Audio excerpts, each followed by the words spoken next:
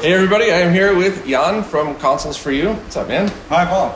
So I think this is the only time in my life I've ever actually gotten your name right, but like, it's not what you call yourself sometimes. Usually I'm the worst at pronunciations, you know that. No, actually, you had my name right the very first time you did it, which was astonishing for me because all my English friends call me Ian. That's funny. And I grew up, I was born in the early 80s, so I used to watch that show Airwolf, and the lead character, in America we called him Jan Michael Vincent, but it's Jan, but we called him Jan, so Americans can't get anything right. Well, I can't. I shouldn't say that. I can't get any names right. I try real hard, though. So we are here in the arcade downstairs area of Brooklyn Games and Arcade, the place that's my home away from home. So if it's a little loud or a little echoey, the subway just drove by. We're here early, so that you probably won't have the machine noise. So we'll have to just excuse any background noise. But I'll try to process it as best I can. But you were here visiting the States, and I thought this was just a really cool place to meet up and do the interview. So Absolutely, love the place. yeah. So you just got here Thursday night, right? Yeah, Thursday afternoon we flew in from Switzerland.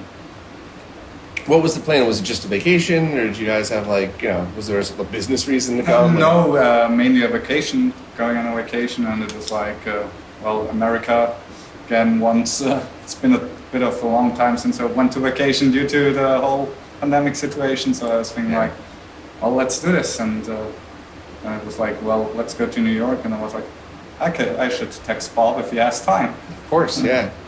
It's funny because my family never really traveled. We didn't really have the money to go travel everywhere. I think we went to Florida once to visit my grandparents, and then we drove to an air show once because I liked airplanes a lot. That wasn't really it. But all of my friends from Europe, traveling was such a big part of their lives. And obviously part of that is because you could very easily drive internationally, through some of them. Continental U.S. is massive, so getting out of the country is like a big deal for a lot of people here. But I always like hearing the stories of I'm going to Germany for the weekend, going to go to the Swiss Alps for a week. So it's kind of cool to always hear people talk about their travels around the world. Yeah, but I think it's also Switzerland from one edge to the other is about 300 kilometers, about 250 miles or so. Yeah, I think I've farted longer than that. Yeah. So it's not a very big country. It's like falling over. So if you tell that to someone from America, it's like, I swapped states and drove a farther distance and that. And it's like for Swiss people, if you go to Germany, it's like an hour drive. So yeah, it's nothing. That's funny. I stopped in Manhattan to visit friends, then I came here, and I'm going to take one more stop back. By the time I get home, I probably would have driven the length of Switzerland then. So pretty fun. That's possible. Neat. So you run Consoles4U. So now you're a store that sells a whole bunch of different stuff. Parts, mod kits, completed things. You're working behind the scenes to bring new products to life. But when you first started, if I'm remembering correctly, you kind of just started out more on the modding side of things, right? Yeah, the company has evolved quite a bit. As you can see, this is actually the brand Retroverse. It's actually the company name behind everything. And we're now 3 stores. Consoles4U doing still repairs and mods, a bit less than I started out. Okay. Because starting out was really just modding and repairing things. And then we have kind of a games store branch, which is Classic Game Store, which you also link to on your page for certain products, which has a lot of more payment gateways because if you do modding stuff, it's kind of difficult to work with certain payment providers. Yeah, and it's also, so for people who are in the US or in countries that don't need to deal with this, please correct me if I'm wrong, but one of the reasons that you would have multiple companies that's actually the same thing is registering them in different areas because taxes would be massively different.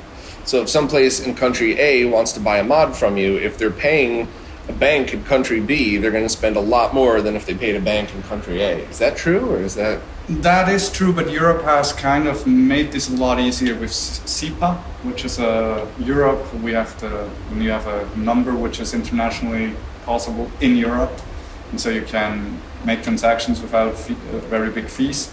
Okay. But that's actually the reason for the 3 different sub-brands was actually just historically how it grew, how the company had started growing. Oh, okay. So that was just But they're all your companies, right? Me and my friends were a partner 50-50 each. Okay. But he's like more in the background and I'm like more the face of the company because I started Consoles4U myself and especially for Twitter, I've been managing the whole account myself. Oh, sorry. Twitter's a rough place. It's funny because when you first came on the scene, there are so many people in retro that have very, very similar names. And when I first started getting messages from you, the first one or two I got, I'm like, I'm not responding to this guy. This is the guy that did that. And then all of a sudden it clicked one day. I'm like, was it? It was only a day or two had gone by, so it's not like I had a grudge for years with you. It was like a day or two, and I'm like, it doesn't sound like the same person. Even all of the things are worded different. And I went back and I went, oh no, that was console something. It was something with console in the name, and it wasn't you at all. And I was like, all right. That's why I don't air my dirty laundry publicly, because I would have felt awful if I was like, this guy again, screw you. And then, oh no, it's a totally different person. Nope, not at all. But I've been working with you since pretty much, very close to the beginning. I remember seeing you pop up, and I've been talking to you since. And then once you got the stuff on your website, I've been going through. So you're certainly not a newcomer. You've been here for a while. Yeah, I started in 2015. I think it was about 2016 or 17 where Voltar did a retweet on me based on a mod. Yeah. That I did. I think it was Super Nintendo or it was Mega Drive with this RGB bypass. That's right. Which I did some production and built for some customers. Yeah, that's right. That was it. I saw your name come up during that conversation. I was like, oh, forget that guy. And then after a day goes by, I started looking, and that's when I realized you were a different person. But it was also because somebody had installed Voltar's mod wrong and went online and started telling everybody that he sells bad boards. No, that was actually not. Wasn't the same time? That was the same time, yeah, and it originated and that was from not my you. That customer. Was not right. That was my customer. He was like, no, it doesn't work. And I tried to explain to him, the Pulse system has a lot more interference, which we have now, a few years later, actually figured out that we need those 5.6K pull-up resistors on the RGB line. Right. This was what was causing jail bars in his signal. And we were figuring out, we were trying HD retrovision cables, which made it a bit better, but couldn't filter out the jail bars completely. I had that console. That was a customer, not from Switzerland, so we had to send this international a few times. Geez. So that was why he was not very happy with it. And I think that kind of started to thing. And then I did I started modding it with shielded cables. I started pulling it with shielded cables from the. Yeah. And then that guy. You mean when you lift the pin on the VDP? Yeah. You shielded one to ground. Yeah, I did it once and it didn't work. And then I handed it to Jose and I went, I probably screwed it up. So you do it. And he did the same thing and it didn't work. And that's when I think Voltar figured out the 5. Was it the capacitor that goes under the VDP pin? That was fixing it for the NTSC consoles, but not for the PAL ones. So that was kind of the issue. So we first kind of had this mod come back. I installed the capacitor, like Walter said, because I was like, bring it back. We figured this out in the meanwhile, so we're gonna fix this, no problem. And then again, I set it up, but I'm like, oh, no, the jail bars are still here. What am I gonna do? And it's just been recently, I think it's been a year now since we know that with the 5.6 kilo ohm resistors that needs to be pulled up from the RGB line. Yeah, there's that, and there's also the color steps, the color gradients. You need to do another fix if you do the bypass, which is, it's just one of these things, right? It's very easy to hear this talk and just go, why would you do any of that then? But I always liken this to classic cars. It's like, if you want to drive a classic car today, there's going to be things you have to do to make it feel like a car that you'd be safe driving. So, if anything that has drum brakes, you want to put disc brakes on it. So it's, there are a lot of people out there that would say, why would you do that when you could lease a Hyundai for $150 a month? And that's fair, but it's part of the thing. If you want to just plug in your Genesis and use it as is, cool. But if you want to make it feel like a more modern console with less interference, clearer picture, clearer audio, these are just the things that you have to do. So. And that's kind of where I started to come into the community, and then my first product I kind of released was the Xbox 2V adapter, which now is in the Pro version still. And that's the one that allows you to take the HD RetroVision Wii cables, or any Wii cables, but the HD RetroVision or the original Nintendo are good. I really recommend one of those too, because I've had some, now over the time, I had some experience of people writing me a message it doesn't look good with this adapter. This doesn't have it. And I was like, well, what cable are you using? They were like, I'm using my $2 AliExpress Wii component converter. So, well, it's looking good until you plug that in. Right. Use an original one or an HD RetroVision. Those are the two I can really say they have a very good quality. The only problem with original ones is that it's used, which means if it came from somebody that plugged their Wii into their TV, and then maybe they move, or maybe they switch TVs now and then, it's probably going to be in good condition. But if it came from somebody that takes bad care of their stuff, or even me, every time I'm done with something, I disassemble it and put it back in the box, which means I'm plugging stuff in 40, 50 times more than your average person. So are those RCA connectors worn out? Are you going to get, signal loss? Is the console then cut out? So I don't think I would recommend hunting down original Nintendo branded cables when you can get the brand new HD RetroVisions that are, yes, they're my friends, but put them on a scope if you don't believe me. They perform equal to or better than the originals. Absolutely, you can really. They actually perform a bit better. Yeah. To my, I have done some scope readings on them too. Oh, really? Because I wanted to, when producing my PAL S-Video cable, I was like, where's the. So I took an HD RetroVision, was like, this is going to be the standard, this is where I want to get. Yeah. Yeah, that's so that adapter is what I use in all of my Xbox comparisons. So I use the Wii HD RetroVision cables into your adapter into the original Xbox. And then the latest one you have pulls digital audio from the pins to get spit-off audio. But yeah, it performs really well. So it was an easy solution, and it was kind of, I was like, well, I need to offer my customers something like a way to get component out of their Xbox, even though in PAL it's all 480i if you don't mod them. So, but still, it was like, well, you have composite, or you have component, you have scarred RGB in PAL, but it's like almost as impossible to get the cable as the component cables for Xbox now. Back then when I created it, I remember you saying, well, but I can still get one. But in Europe, it was already $100 plus if you wanted to get an original Xbox component cable. Well, I mean, the prices in the US went up now too. So it was the timing was perfect, because when your adapter came out, it was about the time the prices started to go up. But the fact that it was out, people had heard about it, people are comfortable using it. By the time the original cable prices went up, your adapter's already out there and proven. So that ended up working out perfectly. Yeah. So now it's already there. Especially since the original adapter, which did not do SPDIF. Then I had a lot of feedback and looked into it. And the best part about it is you can grab stereo and SPDIF at the same time. Yeah. Which was a very big improvement. Yeah, that was cool. I like that. So, and then what was the other thing that you just mentioned that came right after that? After that was kind of the PAL N64 S-Video cable, because that was like something... didn't just, sorry to interrupt you, but you didn't just come up with that cable. You also dug deep into the research of which PAL versions didn't have S-Video, how to restore S-Video to those. Is it something that people would want to do alongside of a different mod or instead of? Because it's certainly a lot easier than doing an RGB or HDMI mod. Absolutely, so when you say you were working on these cables, don't undercut yourself. You did a lot more work than that. I need to be honest. The cable first was the circuit was public knowledge back then, and originally I started by purchasing from Japan the original S-Video Super Nintendo cables, and I opened them up because it's like the original multi-out. You can open those plugs quite easily, and I just installed a small circuit board adding that feature.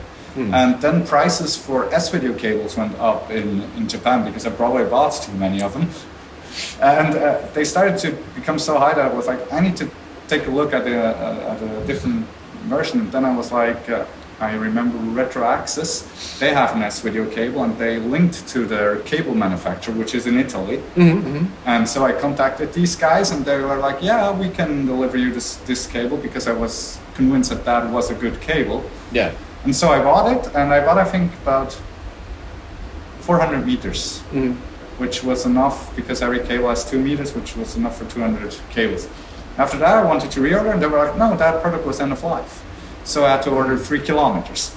Oh, jeez. So I currently have about 2 kilometers of cables sitting in my storage. How big is that? Is it just a giant reel bigger than No, at least they made wheels of 100 meters. So okay. But it still stacks a bit. But yeah, so I'm set for another few. I think total is about 1,500 cables I can do with them. Okay. So yeah, that was kind of, and yeah, those cables then came mainly for the reason because the composite on PAL N64s is terrible.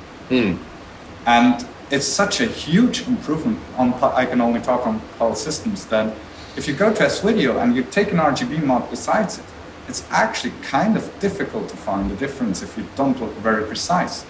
So I've actually had a lot of customers come in and say, well, we wanted to do an RGB mod, but now since we're using your cable, I think it's no longer required. And since those cables allow, like with charcoal black ones and the few Fantastics, which, it was a lot of research then, especially those PAL versions, which then were like super special. With the Pikachu ones that only want... Yes. You know, it's funny.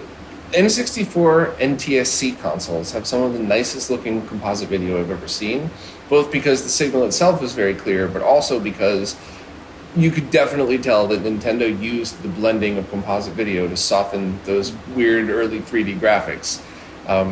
But I've never really had experience with PAL, and I think that you know, a lot of people say the same thing you did, is the composite from the PAL PAL N64s.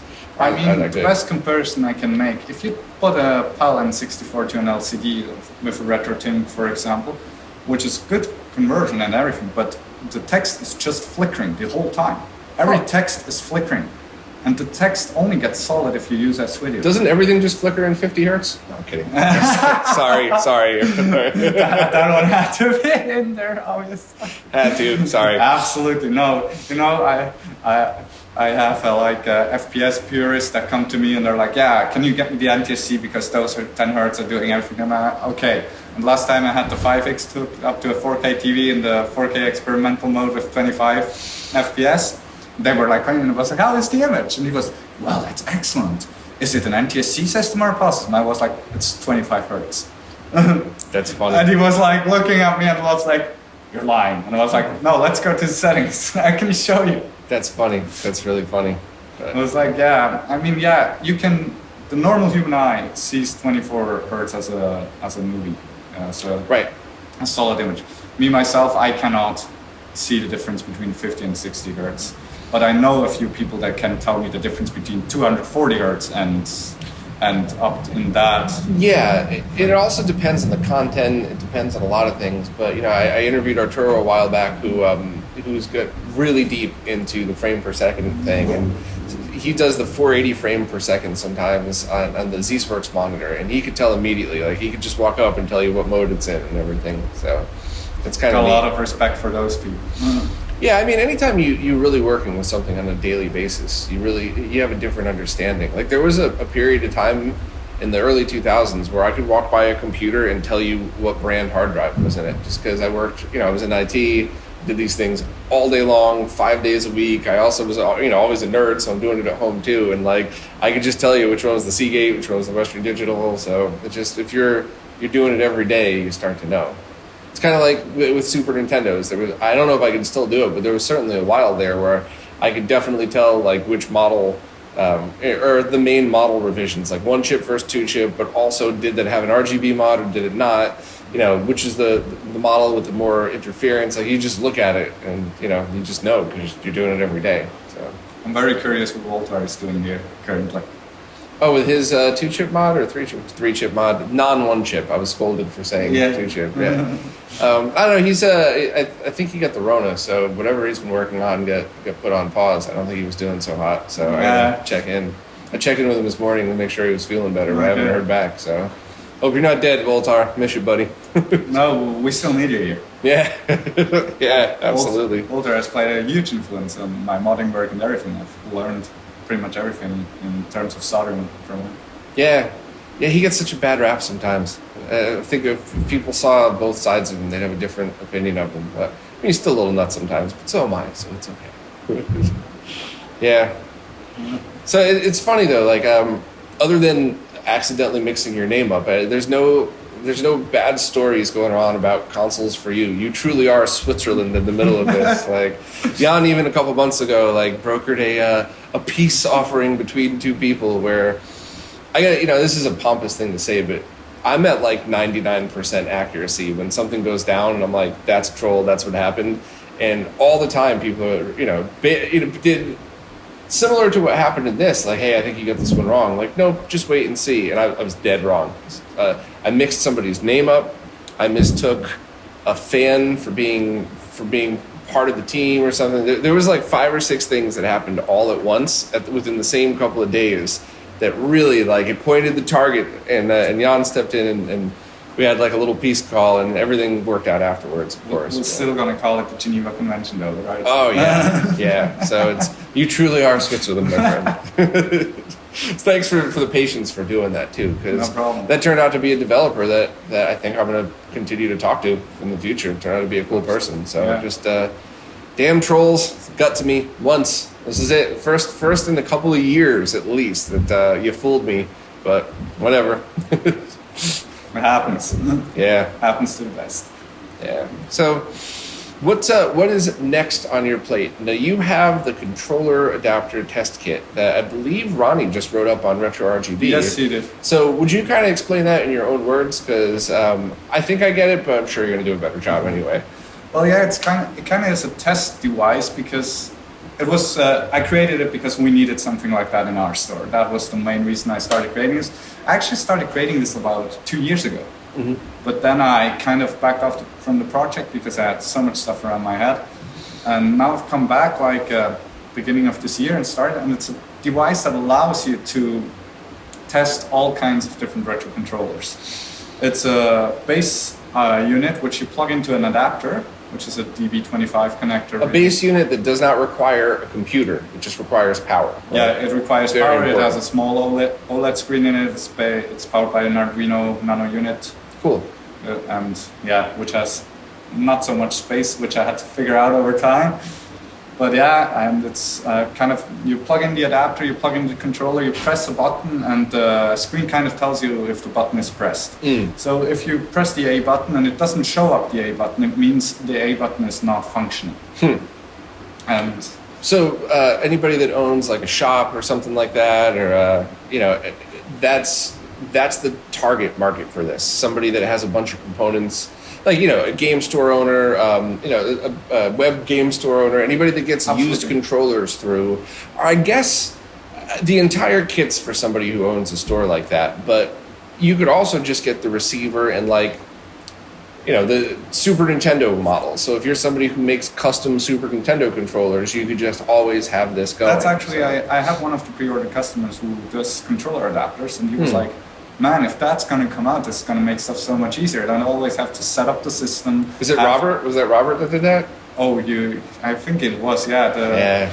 I haven't talked to him. I'll do a podcast with him at some point, but he seems like the type, obviously, I mean that as a massive compliment, but he seems like the type of nerd that would see something like that and be like, ooh, this would make my life a lot easier, and jump right on it. So yeah, and I mean, that's the main thing. Like, if we had to test controllers currently, I mean, we do a lot of it with our drives currently, with those controller test programs that are around.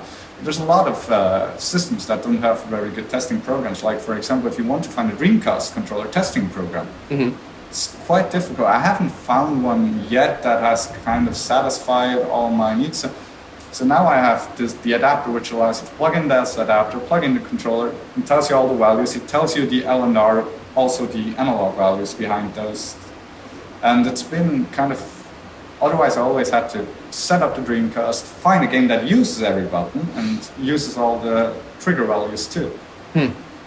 So do you think that this product could eventually evolve into something? And once again, I know I always do this. Every time I talk to somebody that has an amazing product, my dev nerd brain always sees the next step. So I'm not insulting your kit. I think your kit's awesome. But do you think this could ever evolve into something where you take, like, let's just say Super Nintendo again, where you plug the controller into this, and then you plug the other end into the Super Nintendo, and then you plug a custom cartridge into the Super Nintendo and connect it to that, so that you could do controller latency tests, so that if you have a wireless Super Nintendo controller adapters, is that something that could be done?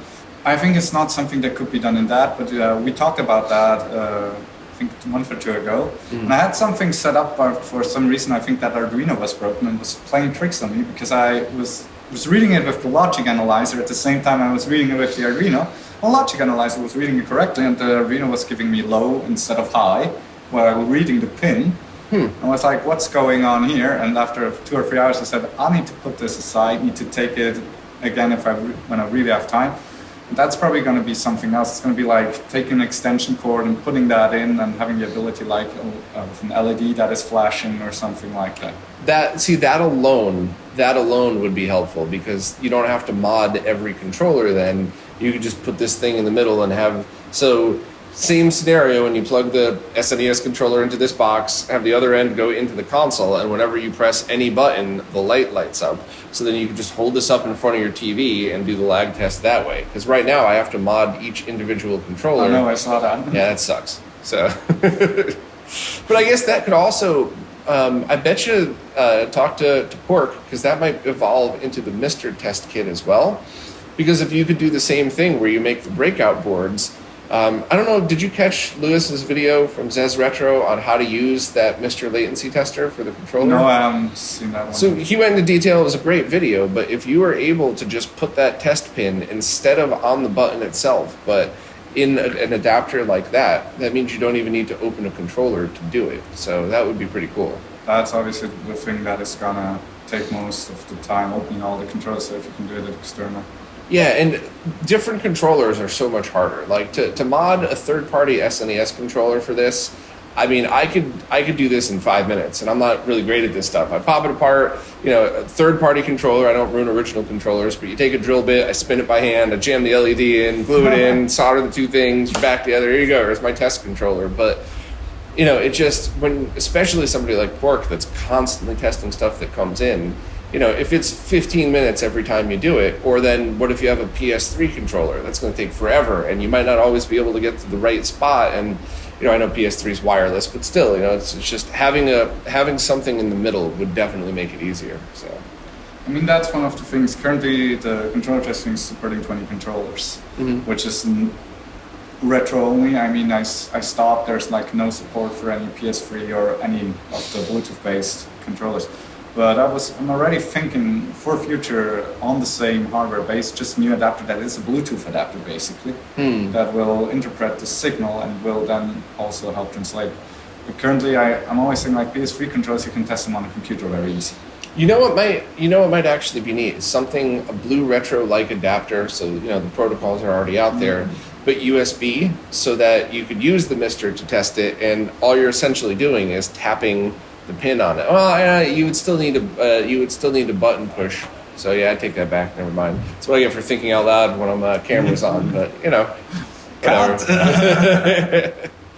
Yeah, I like stuff like that though. I can't tell you how many times in my life I've been in a meeting and I come up with the dumbest idea, and everybody kind of sighs like, all right, but actually that's not going to work, but what about this? And the dumb ideas bring out good ones. So I never mind looking silly for that stuff. A lot of good stuff have come out of my dumb ideas. So. So what's next after the controller tester? Were you working on anything else? Yeah, I mean, there was an open source project, the analog to HDMI. Yeah, so I'm pretty excited about that. So when you say analog to HDMI, you're specifically talking about component video or VGA, right? Yeah, we're talking about component video and VGA. It's kind of the thing there is already out there. I mean, it's those, we all remember those cheap V to HDMI converters. Yes. And apparently, which I figured out just recently, there's this chip company actually does better versions of these chips that are way more usable.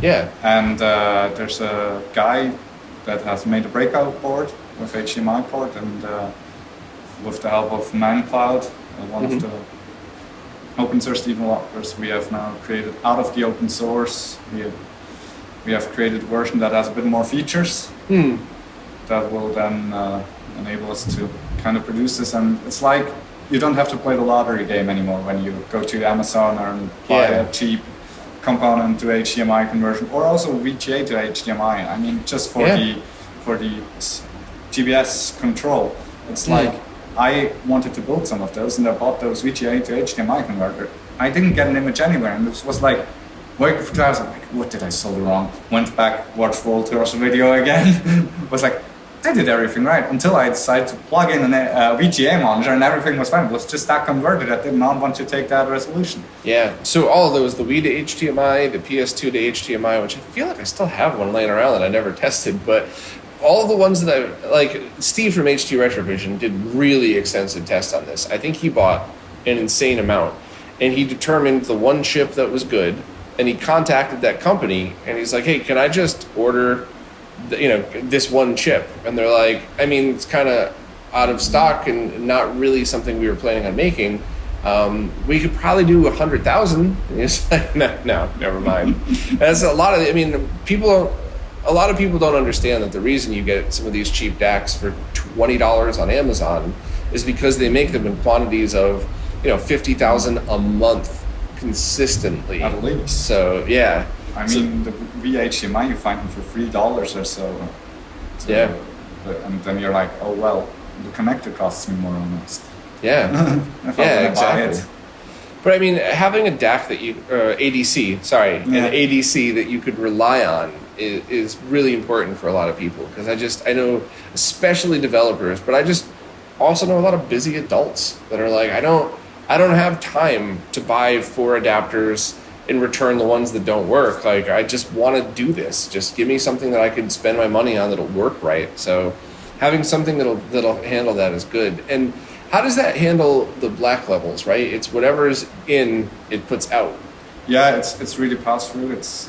But I haven't been testing it too much yet. I'm still kind of want to get the hardware together first, and want to make sure now we're on the way and we have all the also the PCB layout finished, so I can measure if there is any interference in the PCB layout. Yeah. And not like test the first version and be like, yeah, everything's fine, make changes to the PCB, sell the product, and like, oh, which is messed up here. Yeah, but I mean, we're in a really hard spot nowadays. I was just talking to Oleg yesterday about this, the person who designed the custom Nomad board, about how a couple of years ago, if you wanted to design a product, you make a prototype and you test it, and then you go, okay, maybe I could make it a little better, and you order a second one, and then you're like, okay, that's good. Here's the BOM, here's the design, let's go make them. And nowadays, you have to first see what parts are going to be available, then see if they're any good, then see how you could tweak those parts to make sure that it does what you're looking to do, and then double check that they're still in stock.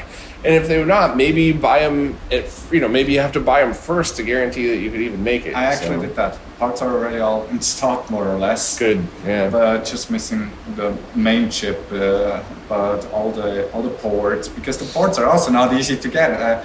Finding colored component AV. Yeah, has-speed. And those are some of the most expensive parts too. Like when I was doing the, I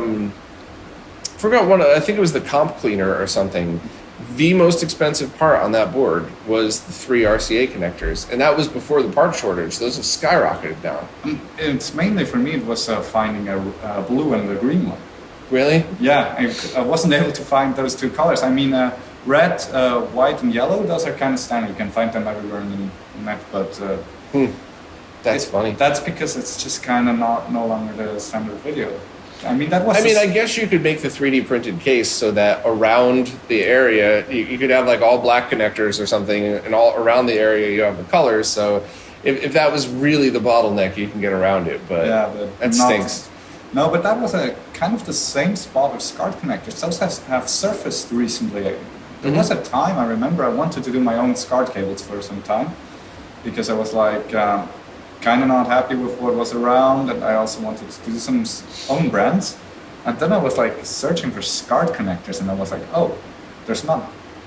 Yeah, the fact that they're resurfacing, my guess, just a guess, is that some factory somewhere, as the part shortage is happening and as they're pulling pallet upon pallet of stuff to try to sell whatever they can, found a pallet of 100,000 SCART connectors. Like, hey, where'd those come from? And now they're back on the market. It's just a guess, but that definitely happens in warehouses. But there's like a huge variety of connectors also surfacing, which I have never seen. I mean, especially like for the female also PCB female connectors in there, 90 degree, 180 degrees, PCB S&D mount kind of stuff, which was really kind of not findable when I was looking for stuff like it.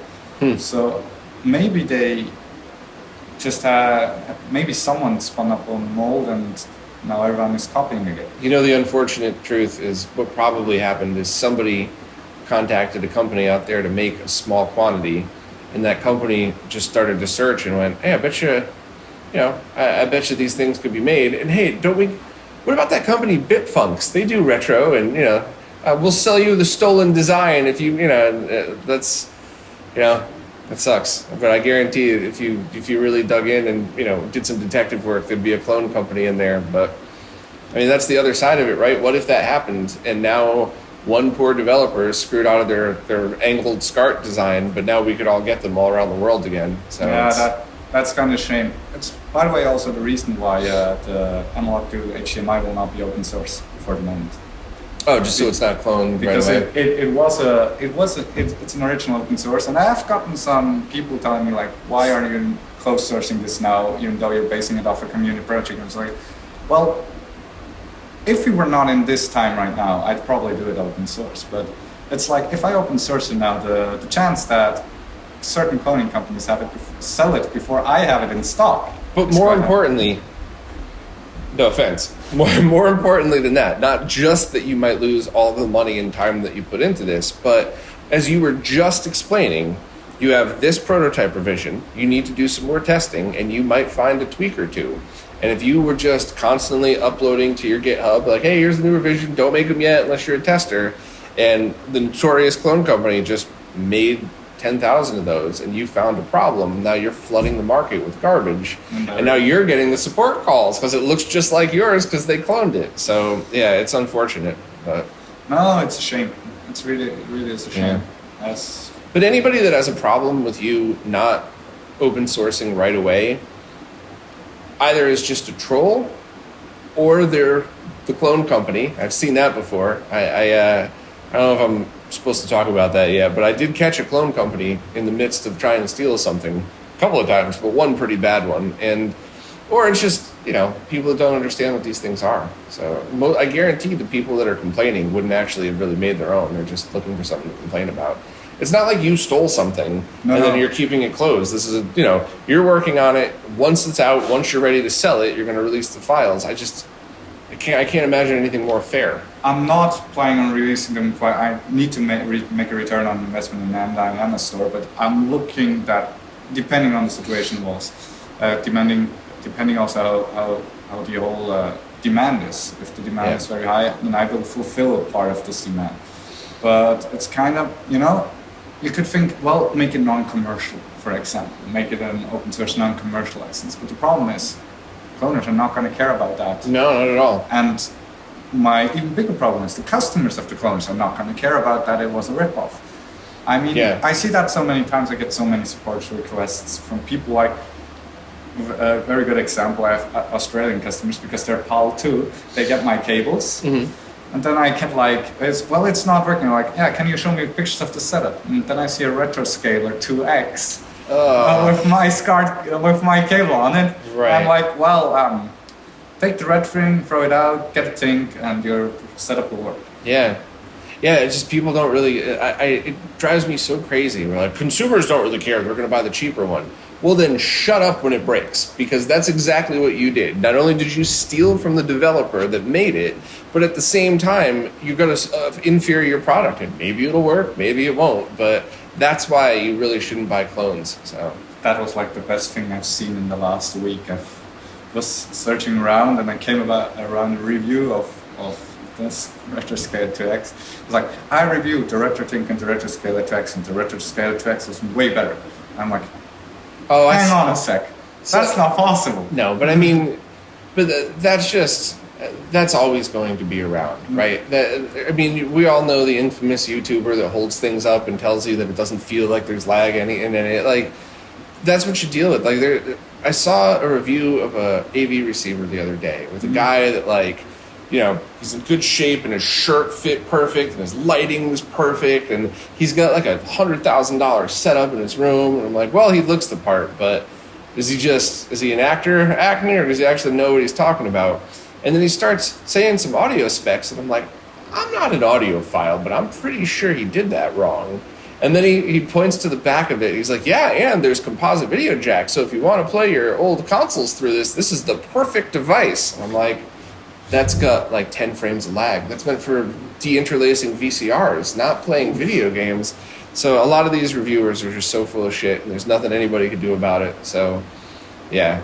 I mean, It sucks. But what are you going to do? Start, become the review police and everything? No, It's you can't do that. You can't do that either. But it's frustrating, especially when you're in the scene. You know the people that really work their butts off to do a very good review to make sure that something is thoroughly tested to the best of their ability. And if they may make mistakes, it's okay because you know how much they tried and they actually know what they're doing. And then you see the flappy-headed YouTuber just, hi, this doesn't feel like there's any lag in it. It's great. The company paid me to talk about it, so it's got to be good, right? Like, ugh, yeah, frustrating.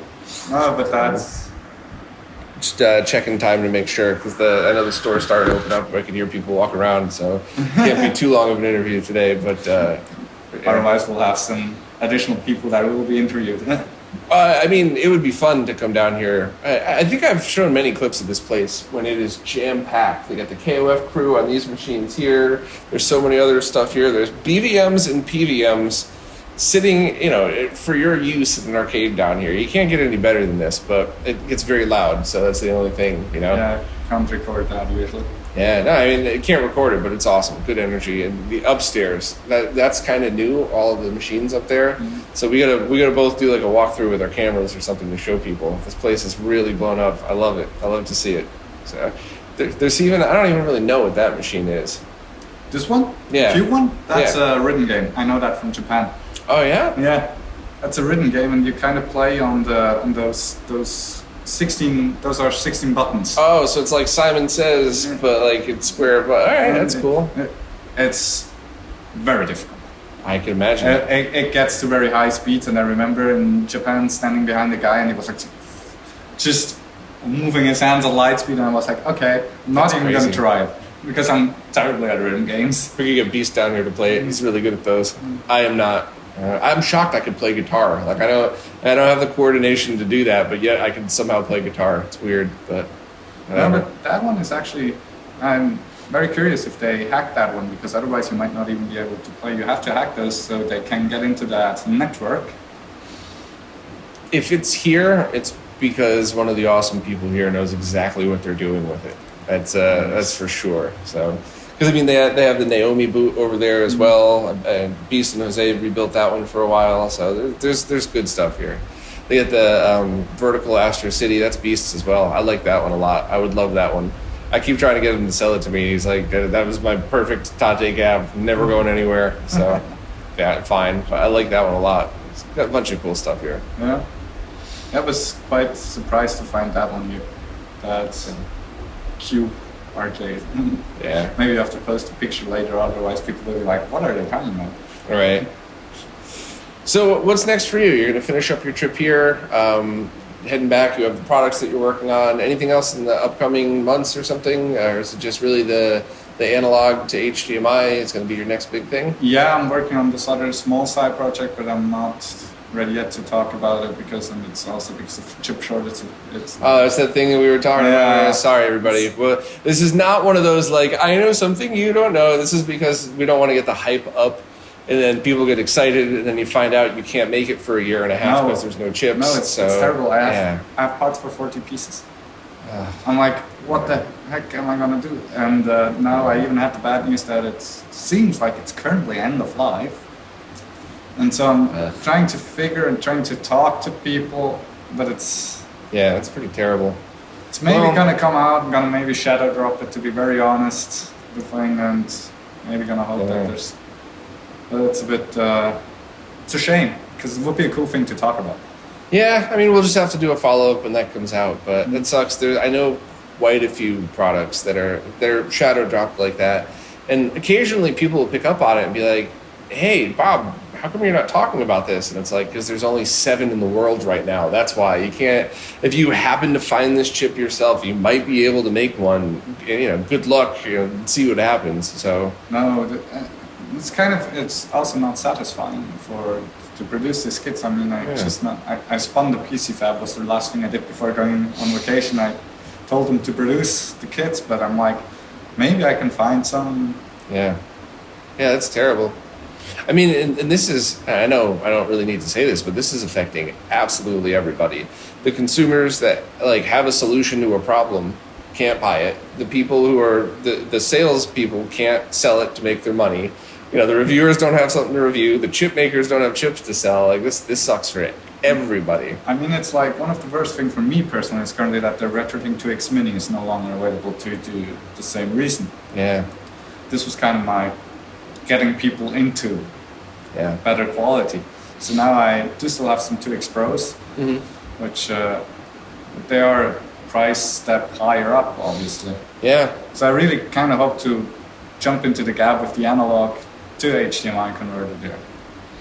Yeah, that stinks. Even the multi-format, the 2XM, I found it wouldn't be like oh my god, everybody needs one, but I found a couple more uses for that I really like, and I just don't really talk about it because I don't want to hype something up that can't be made anymore because there's no parts to make them. But once again, this is not like a game changer for everybody, but if you're weird like me and you have a bunch of insane equipment, you could use it to do a bunch of things. So I mean, we have the 5X now, so before the 5X it was a huge loss that the 2XM was no longer available. Yeah, but 5X is better in every way, and that's not an insult to Mike. He'd say it too. It's an awesome product. I'm sure he'd be proud to say that. So I'm already waiting for the next one. The 4K one looks awesome.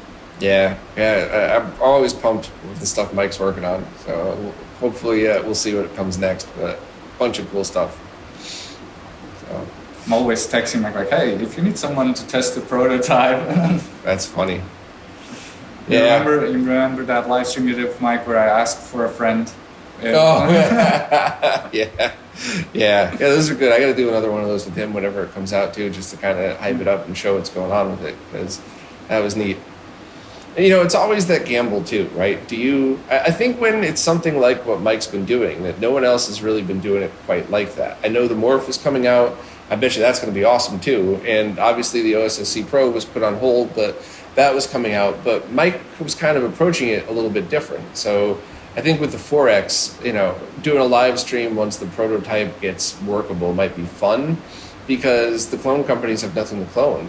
It hasn't left his lab yet. Yeah. So it's one of those, I'm sure if the guy who runs Bitfunks, which is one guy, actually, one person steals all those things, I'm sure if he's sitting there like, ooh, all you can do is print out a case that looks just like it, and that's it. So I know he follows you.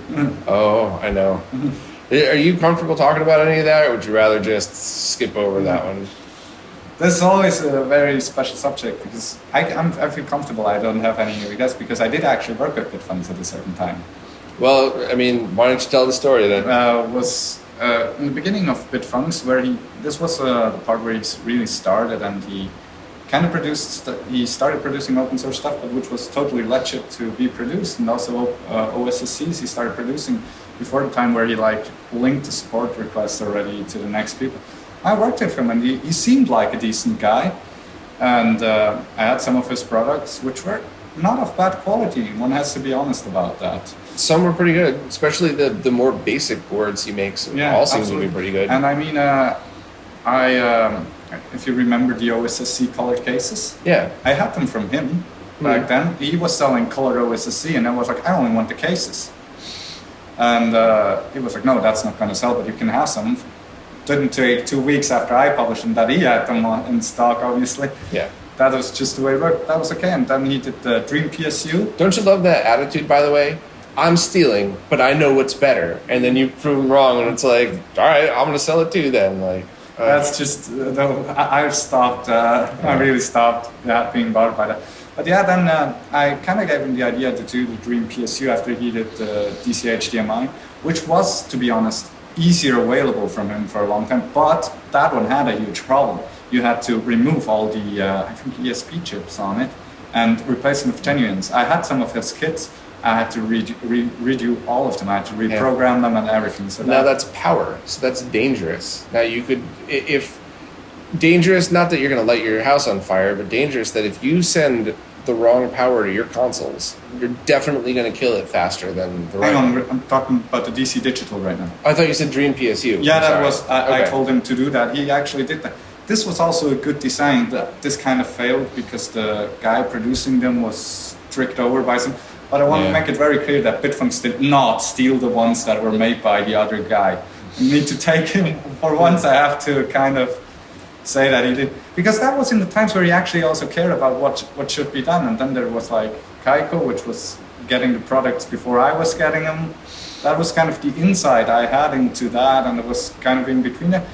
And then he was like telling me he's now working on cloning a closed source thing, and I was like telling him, dude, well, there's only like 1 or 2 things you should really do closed source. It's acceptable if you clone a closed source thing that has been out of production forever, and the producer has been white room reverse engineering. Yeah, then it's kind of totally different. We can kind of talk about it being an okay thing. It's still a very questionable thing, but I was like, dude, just be careful what you're doing here. If you burn your finger with the community in that. And then I think we didn't have contact for quite some time, and then I see that Kaiko reviewed from Voltard, where Kaiko was like, oh, well, you reviewed our OSSC, you gave it a good feedback. Here, review the RetroTink 2X in a new name. Yeah. And then I was like, oh, well, I'm going to end my cooperation right here and right now. I did not even text him that. I was just like, no, I'm not going to do any business anymore. And I think he really got it really fast, because he didn't even text me. Because I put a statement out and I said, I'm not supporting this in any way. This is not a kind of a clone. This is, and I cannot work with a person doing that.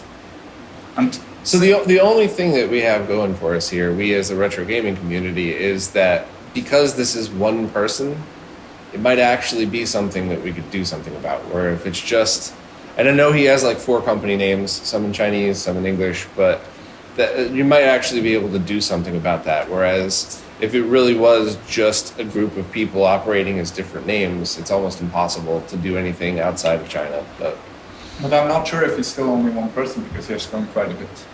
Well, I mean, you obviously would have to hire staff at some point, but if he's still the main person making all of these things and stealing all of these things, it's, it's, I don't know.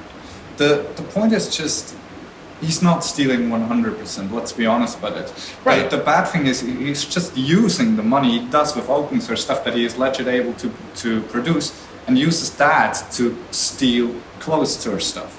And this is kind of what gives me a bad stomach in buying anything it is. Because I say, every dollar I give him might be used again to maybe even copy one of my products in a later stage. So I cannot support him even in the stuff that would be legitimately available from him, where you can say, well, it's open source. He can do the OSSC, it's an open license. As long as he does his own manuals, he does not redirect support questions, that's everything okay. But at the point where he started doing closed source stuff, it was for me like, well, now he uses the cash he does with open source thing to clone more closed source. Exactly. And that's the point where I can't support it. And that's why anytime these people start trolling me, they're like, that's not a clone company, they only made one clone thing. Like, that's the dumbest thing you could say. And that's why I've been talking a lot about RetroBit, because the fact that they didn't acknowledge any of that, they didn't respond to it, they didn't admit it, is very worrying. Because now, are you going to buy that USB controller from RetroBit that's got only 1 millisecond of lag, that's very comfortable, that worked really well for me, knowing that they could take the money and then turn around and say, hey, Bitfunks, make us more of that cable. All right, well, the cable isn't necessarily open source, and it's not necessarily stolen. Some of the stuff on there looks like it was cloned, even though GC Video is open source. So you could argue that RetroBit isn't at fault because they didn't clone it, and you could argue that the Bitfunks cable isn't really cloned because it originates from open source, but you can't argue that when RetroBit sends Bitfunks money, part of that money is going to steal something that you make, that I make, whatever else. I don't actually make anything. And no one seems to understand that except people who make those things. Those are the only ones that have always consistently got it, because it's not, you don't need to be a genius to see the dominoes fall, where the more money Bitfunks make, the more money Kaiko makes, the more they're going to steal. And Kaiko just took out a couple of business loans for hundreds of thousands of euros to grow their business. So how much of that is going to steal from people? So it's kind of an interesting one to see. And there's been scheduling issues. I really want to do a follow-up to that clone conversation, and maybe I'll ask a lawyer to jump on with me, because that would be excellent. I'm really sick of getting information from lawyers, telling people and having people be like, fuck you, you're not a lawyer. Like, all right, fine, I'm just going to get the lawyer on. Troll him, not me. I'm on, so, yeah. He's going to tell you where it is. Yeah. No, but it's a shame. It's a shame that it had to go that way, because he could have become a very good open source kit producer, which could have done at a decent cost, made open source. He could have been a hero to retro gaming. Absolutely. With his contacts, his ability to, when he chooses to, make a quality product, he doesn't always, he could have been an absolute hero. And not only that, he could have just contacted people, make one friend that's fluent in many languages, and have them be your contact, and just say, hey, hey, Voltar, I see you're making these things. You're selling them for a lot. I bet you're paying a lot. Why don't we just partner up? I'll give it to you at cost, so you could resell, and just allow me to be the seller here, and you take US, I'll take Asia. We'll give it to Jan for Europe or something. And he absolutely could have made the same, if not more, money, while everybody loved him at the same time. Absolutely. And he chose to do this, chose to steal. So, yeah. Well, I hate to always bring these conversations down with Clone Talk, but if we don't do it, who's going to do it? But I'm very, I kind of started to make, especially in Switzerland, since Switzerland is kind of a small part, I'm doing kind of a lot of work into making people aware of that there are clones out, and that it's not ethical in that terms to support it, in my opinion. And I've been also talking to competitors in my field and telling them, look, if you start selling clones, I'm going to call you out, and I have no problem with doing that. Yeah. If you need good products, come to me. I'll make you, give you the possibility to be able to buy those good products. Yeah. But my competition currently sells the AV2 HDMI. That's the best thing on the market. You need to. That's something you will never be able to understand. But you need to understand that we in Switzerland, the people are selling those AV2 HDMI adapters for $80. Oh my God. And people are buying them. But you get a store like this, right? You go up there and they have those for cheap, whatever about Amazon have them. And if you go to buy one of those, any of the people that work here, especially Andy loves this shit as much as we do, but we'll tell you, like, hey, this will work, but this is not the best solution. So what are you using this for? Are you having a party? So one day your friends come over and you play some video games for a couple hours and you're never going to use it again? That's the perfect device. But are you actually going to be playing? Is this something like, are you playing these games for the first time? Are you reliving your childhood? Do you want to get into fighting games of older generations? Here's your alternatives. Free CRT off the side of the road. Free.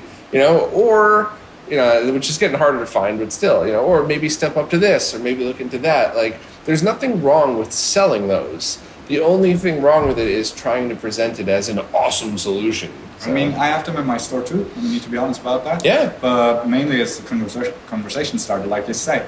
And even online, I listen, this is not the device you want to purchase. Yeah. Take a look at this. Yeah. But it's just, I kind of have to have them in my store just so people see it, and then from them get to know, oh, there are different versions. Because I still have a lot of customers coming in like, well, that's the only version. I don't want to buy a huge CRT. I'm like, no, that's by far not the only version thing. That's also a perfect answer, though. I don't have the room for a CRT. I don't have $300 to spend on a RetroTink 5X. So this is it. And okay, as long as you understand that there are better options. So if you don't like what you're doing, just understand that it could be this box. Come back and we'll help. Like, it's totally fine. It's only when people pass it off as feels like there's no lag in here. Totally worth $80. Like, yeah, that's the most insane thing. I was like selling them, and I had customers coming by to my store with this device, and they were like, "Oh, you only want $30 for it." And I was like, "Why are you saying something like that?" I just paid $85 at this place for it. And I was like, "You paid how much?" That's horrible. And yeah, that's like, Swiss prices are high. We need to be honest about that. Yeah. We are quite a high-cost country. We have a bit higher earnings, but everything else is high, so it kind of balances. But still 85. That's insane. I sell the Tink Mini at that price. Right? Yeah, so that's like, wow. Well, I think we got to wrap it up. I could hear people Yeah. gathering upstairs. I think there's a tournament tonight too. But thank you very much for taking the time to do this. It was awesome to finally meet you in person. You're a lot taller than you seem online. But thank you all for watching. I will obviously put links to all of your stores and your social media and everything in there. And we're definitely going to do a follow-up whenever your next products are out. Absolutely, yeah. Cool. All right, take care, everybody. Bye.